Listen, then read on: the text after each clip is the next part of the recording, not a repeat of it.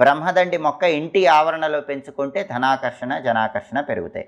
బ్రహ్మదండి మొక్క అనేది సహజంగా ఎక్కడైనా నదీ తీరాలలో అలాంటి ప్రదేశాలలో పెరుగుతూ ఉంటుంది, కొండ ప్రాంతాలలో పెరుగుతూ ఉంటుంది, పల్లెటూళ్ళల్లో పెరుగుతూ ఉంటుంది. బ్రహ్మదండి మొక్క మీకు అందుబాటులో లేకపోతే దానికి ప్రత్యామ్నాయంగా అపరాజిత తీగ అని ఉంటుంది. ఇది కూడా చాలా శక్తివంతమైంది. మనకు అపరాజిత పుష్పాలని ఉంటాయి, తెలుపు రంగులో ఉంటాయి, నీలం రంగులో ఉంటాయి. శివకేశవులకు చాలా ఇష్టమైన పుష్పాలు అపరాజిత పుష్పాలు. ఈ అపరాజిత పుష్పాలు వచ్చేటటువంటి అపరాజిత పుష్పతీగ ఉంటుంది.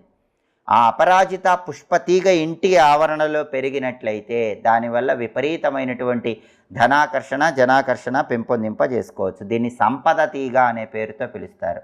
ఈ సంపద తీగ అపరాజిత తీగను ఇంటి ఆవరణలో పెంచండి, విపరీతమైన ధనాకర్షణ జనాకర్షణ పెంపొందింపజేసుకోండి. అలాగే నెమలి పింఛంతో ఉన్నటువంటి